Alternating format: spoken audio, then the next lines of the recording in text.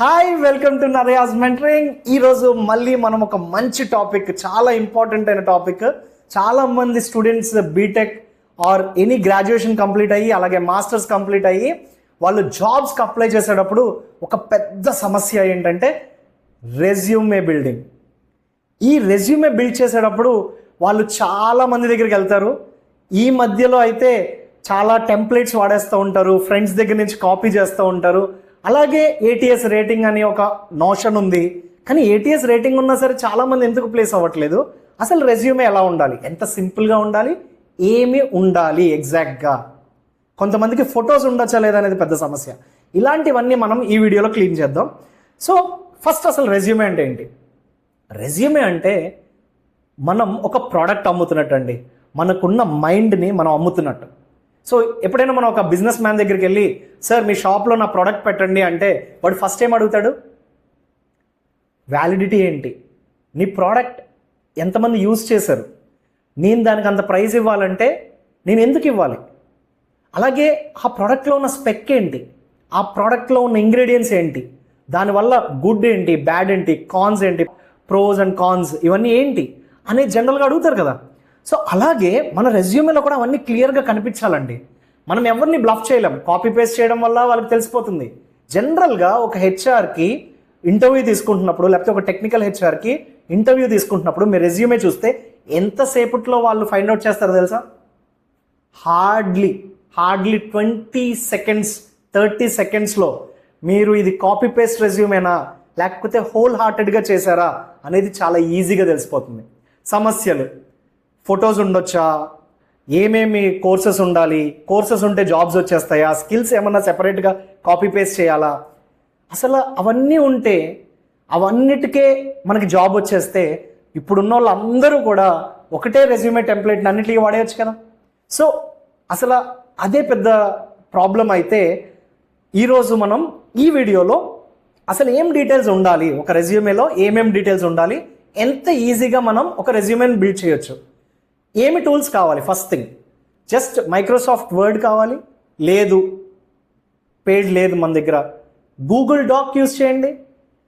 లేదు సార్ నాకు కొంచెం డిజైన్ చాలా బాగుండాలి, గూగుల్ డాక్లో అవుతుంది, బట్ మీకు ఇంకా బెటర్గా కావాలంటే go for Canva. 1 day 2 days subscription కూడా ఉంది, జస్ట్ తీసుకోండి. So once you take it, open A blank page. Don't copy, don't go for templates. First అయితే ఒక బ్లాంక్ పేజ్ తీసుకోండి, ఒక పేపర్, ఒక పెన్ కూడా తీసుకోండి. ఫస్ట్ మీరు చేయాల్సింది ఏంటంటే, మీరు ఏ టైప్ ఆఫ్ జాబ్స్కి అప్లై చేస్తున్నారో ముందు మీరు తెలుసుకోవాలి. ఏ కంపెనీకి పడితే ఆ కంపెనీకి అప్లై చేద్దాం, ఏదో ఒక జాబ్ కోసం ట్రై చేద్దాం, ఈ జమానాలో అవ్వదండి. ఎంజాయ్ చేయాలి. జాబ్లో జాయిన్ అయితే ఫస్ట్ ఎంజాయ్ చేయాలి. జస్ట్ వెళ్ళామా వచ్చామా, డోంట్ డూ దట్ జాబ్స్. అలాంటివి వద్దు.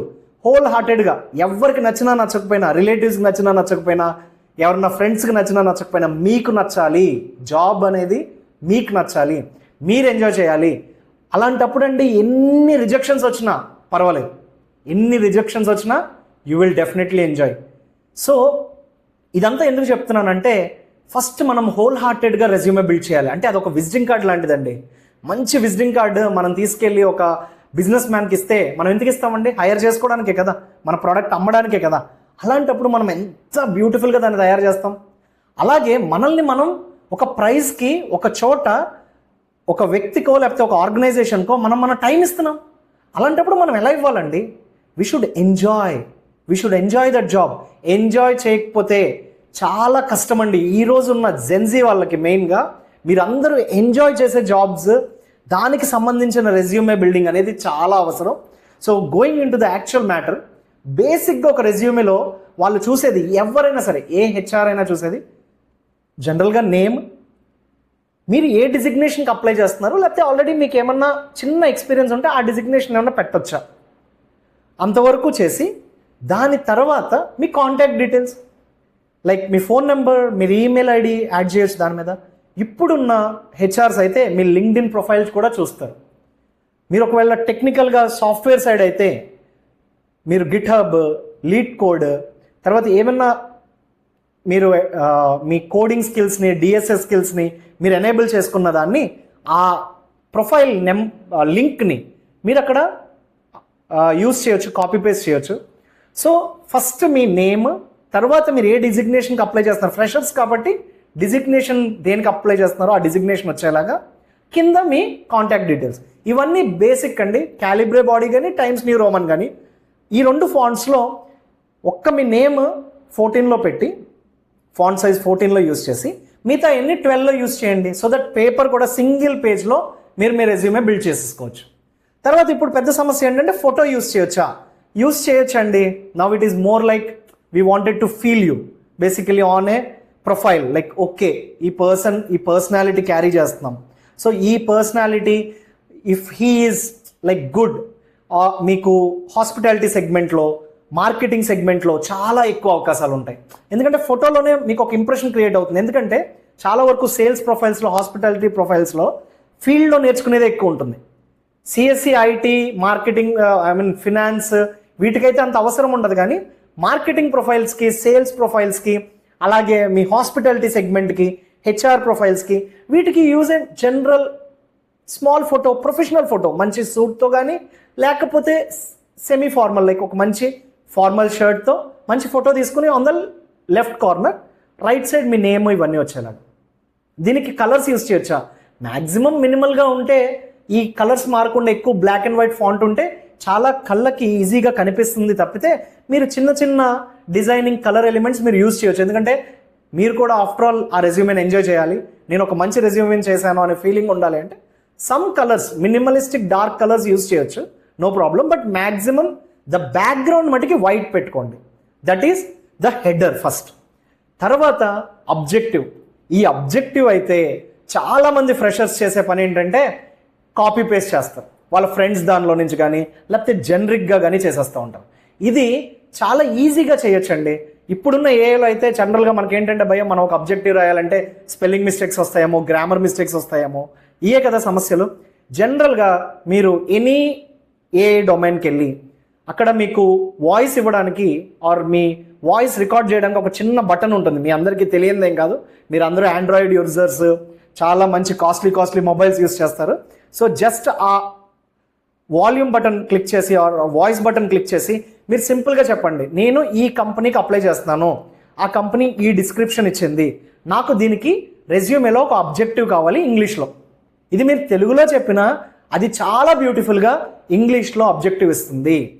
ఇంకొక పద్ధతి ఏంటంటే మీకు వచ్చిన అబ్జెక్టివ్ని, అంటే మీకు ఒక జాబ్ డిస్క్రిప్షన్ వస్తుంది కదా జాబ్ పోస్ట్ చేసినప్పుడు కంపెనీస్, ఆ డిస్క్రిప్షన్ని ఏఐలో ఎనీ ఏఐ ప్లాట్ఫామ్, పర్ప్లెక్సిటీ తీసుకోండి, చాట్ జీపీటీ తీసుకోండి, దానిలో మీరు పేస్ట్ చేస్తే ఇమ్మీడియట్గా దీనికి నేను నా రెజ్యూమేలో అబ్జెక్టివ్ ఇవ్వాలి అని మీరు జస్ట్ టైప్ చేస్తే అది మీకు మంచి బ్యూటిఫుల్గా ఆ పర్టిక్యులర్ జాబ్ రిలేటెడ్ అబ్జెక్టివ్ని అది క్రియేట్ చేసిస్తుంది.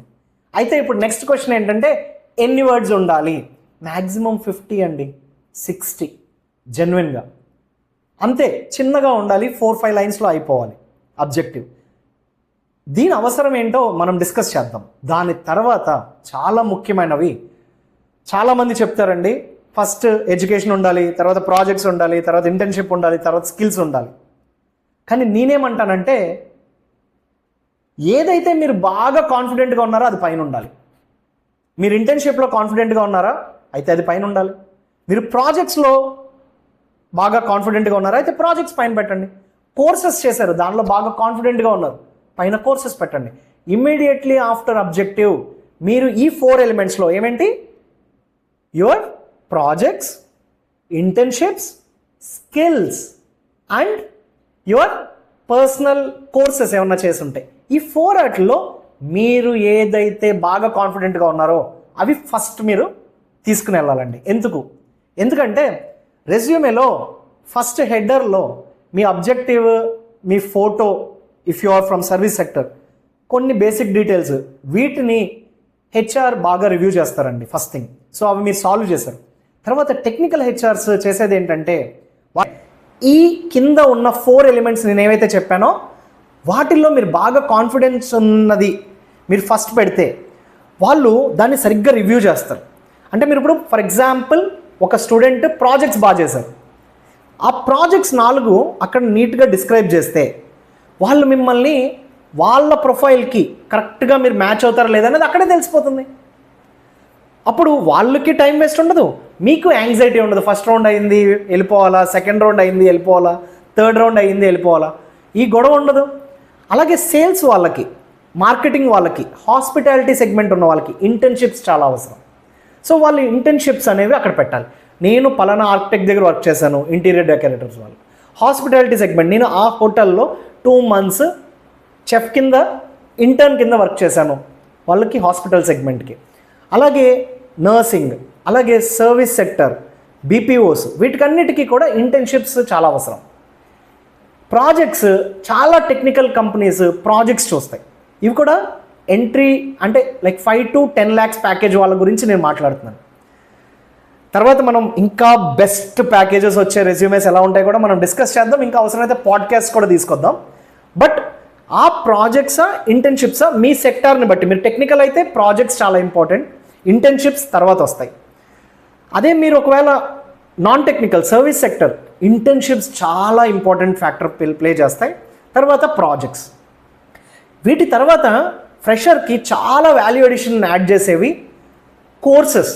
మీరు ఇంజనీరింగ్ చదువుతున్నారు, లేకపోతే ఒక మెడికల్ చదువుతున్నారు, లేకపోతే ఒక నర్సింగ్ చదువుతున్నారు, ఆర్ సేఫ్టీ రిలేటెడ్ చదువుతున్నారు, లేకపోతే హాస్పిటాలిటీ సెగ్మెంట్లో చదువుతున్నారు, వాటికి సంబంధించిన కోర్సెస్ ఉంటాయి. ఫర్ ఎగ్జాంపుల్ నేను హెచ్ఆర్ చదివాను అనుకోండి, నాకు HR related, recruitment related, culture management related ఏమైనా అడిషనల్ సర్టిఫికేట్స్ ఉన్నాయా? చిన్న చిన్నవి ఉంటాయి.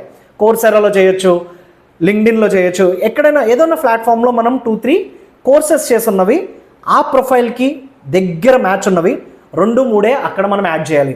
కొంతమంది ఏంటంటే చదువుకునేటప్పుడు బేసిక్గా చాలామంది మనకి అంత నాలెడ్జ్ లేకపోతే ఏదో ఒక జాబ్ కోసం అని ఒక 10-15 కోర్సెస్ చేసి ఉంటాం.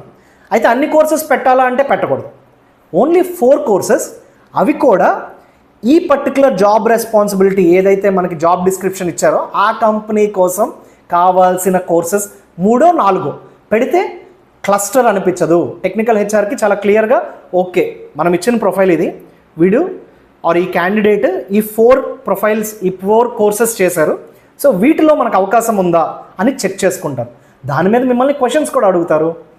తర్వాత స్కిల్స్ కూడా చాలా ఇంపార్టెంట్. అంటే మీరు మంచి కోడింగ్ చేస్తారు, లేకపోతే మీరు హాస్పిటాలిటీ సెగ్మెంట్లో ఉన్నారు, గెస్ట్ హ్యాండ్లింగ్ బాగా చేస్తారు, లేకపోతే రూమ్ అసిస్టెన్స్ బాగా ఇస్తారు, లేకపోతే if you are a good hospital interior decorator, I'm a good designer, shopping person, like I will buy the material that is required for my architect, ఈ టైప్లో మీరు ఆ స్కిల్ సెట్స్ని పెట్టాలి, లాంగ్వేజెస్ పెట్టాలి. సో ద ఫస్ట్ ఇంపార్టెంట్ 4 ఏమన్నా ఉన్నాయంటే technical దానికి, అవి మీ projects, internships, courses or any certifications. దీనిలోనే కోర్సెస్లోనే సర్టిఫికేషన్స్ కూడా వస్తాయి. 4th చాలా ఇంపార్టెంట్ థింగ్ ఏంటంటే స్కిల్ సెట్స్. ఈ 4 మీకు బాగా కాన్ఫిడెంట్ ఉన్న ప్రాజెక్ట్సా, ఇంటర్న్షిప్సా, వాటిల్లో మీరు చెక్ చేసుకుంటూ మిగతా 2 ఒక స్టాండర్డ్ ఆర్డర్లో పెట్టాలి. And you have to copy paste there నీట్గా. సో ఇక్కడ మీరు మేజర్ ప్రాబ్లమ్ సాల్వ్ చేశారు. మిగతా ఏమన్నా యాడ్ చేయాలా? లాంగ్వేజెస్ మీకు వచ్చినవి ఏంటి, అవి మీరు యాడ్ చేయొచ్చు. బికాజ్ సర్వీస్ సెక్టార్లో అవి కొంచెం ఇంపార్టెంట్ రోల్ ప్లే చేస్తాయి. తర్వాత చాలా ఇంపార్టెంట్ థింగ్ ఏంటంటే ఫార్మెటింగ్, ఎలా ఫార్మెట్ చేయాలి. మొత్తం టెక్స్ట్ అన్నీ కూడా మ్యాక్సిమం టైమ్స్ న్యూ రోమన్లో కానీ క్యాలిబ్రీలో కానీ 12 ఫాంట్ యూస్ చేస్తే బెటర్.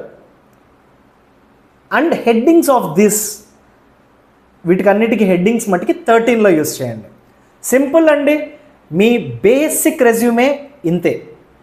దీనికి జాబ్కి ఎంత రిలేషన్ ఉంది ఆ ఒక్కటి చెప్తాను, దాంతో ఈ వీడియో క్లోజ్ చేద్దాం. రెజ్యూమే అనేది ఒక బిజినెస్ కార్డ్, ప్రోడక్ట్ అనేది ప్రూవ్ చేస్తుంది. అంటే మీరు వెళ్ళి ఇంటర్వ్యూలో టెక్నికల్ రివ్యూవర్ మిమ్మల్ని ఇన్వైట్ చేసేటప్పుడు ఒక పర్స్పెక్టివ్ క్రియేట్ చేయడానికి మీ రెజ్యూమే హెల్ప్ చేస్తుంది. కానీ ఇంటర్వ్యూ అటెండ్ అవ్వాలి అంటే మీరు ఏదైతే రెజ్యూమేలో పెట్టారో అవన్నీ ట్రూత్ఫుల్గా ఎంటర్ చేయాలి. ఆ ఒక్కటి మీరు తెలుసుకొని ఈ సింపుల్ రెజ్యూమే ఫార్మాట్ని మీరు ఈజీగా తయారు చేయొచ్చు. సో మీకు ఒక sample resume, fresher sample resume నేను ఈ వీడియో కంప్లీట్ అయ్యాక లాస్ట్లో ఒక 1 minute కోసం దాన్ని అలా డిస్ప్లే చేసి ఉంచుతాను. You can check it and definitely you will be benefited. మీకు ఏమన్నా పర్టికులర్ డౌట్స్ ఉంటే ఈ కింద కమెంట్ బాక్స్లో మీరు కమెంట్ చేయండి. I will try to reply you with a document or something else. And please share this video with in your friends and also subscribe to my channel. Narayya's Mentoring. Have a great day. Bye. Signing off.